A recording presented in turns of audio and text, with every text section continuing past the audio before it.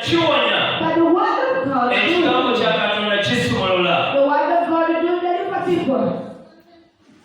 Mukama yebazibwe. Praise God. Hallelujah. Hallelujah. Paulo agamba sajja n'amaanyi. Then Paul says that I think Amaanyi nga ffe tegalina kigayinza nnyo kukola.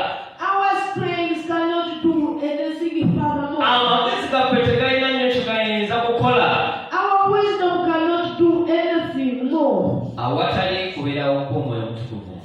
Where there is no the presence of the Holy Spirit. Awatali kubeerawo kwa Katonda. Where there is no the presence of God. Wabula atukubiriza Paul But Paul calls us okweyongera okumanya Yesu Kristo. to continue knowing Jesus Christ. Oyo yakomererwa. The one who was crucified. Oyo yawaayo obulamu bwe ku lwaffe. The one who surrendered his life for our Nange nabeeranga nammwe bumunafu. I was with you in weakness, Ne mu kutya ne mu kukankana obungi. in fear and in much trembling. Tukikkiriza oba tukigaana. We accept all we believe. Buli muntu alina obunafu bwe. Every person has. Buli muntu alina obunafu n'amaanyi.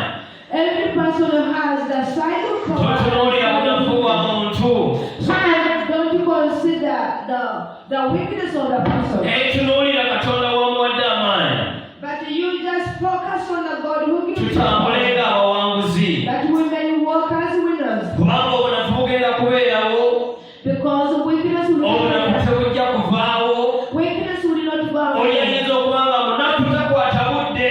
That the person might be having his weakness. Nga ne bw'okola pulogulaamu nti ssaawa 12. Even if we say at 6 o'clock, Tujja kuba tutuuse tugenda kukola practice. and he is telling him that we will go back at church doing our practice, Ogenda okulaba talaliseeko. then you may see him not Oli appear. awo n'alabika nga mufuunikira. Then afterwards, when you are going at 9 minutes, when he's appearing. Mukama yebazibwe. Praise the Lord. Haleluya. Amen. Omulala asobola okuba nga obunafu buli ku nsawo. Another one, the weakness you may find it in the pocket. Nga buli lwe mugamba nti tugule yunifoomu. If you say, let us buy the uniform, Ng'atuddirewo agamba si twetaaga yunifoomu. then for him he says, no, don't need the uniform. Oluusi obunafu buli wano. Maybe the weakness is in the pocket. Akasente talina. He is financially poor. Naye Pawulo agamba nabagumiikiriza obunafu bwammwe mwenna. But Paul said that I persisted with you. Abooluganda tulina okugumiikiriza bannaffe. We have to be patient with our neighbors. Buli omu nga bw'ali. The way one is, Buli omu Kristo nga bwe yamuyita. the way one Jesus called him. Tugumiikirizaganenga. Let us be patient with one Mukama another. yeebazibwe.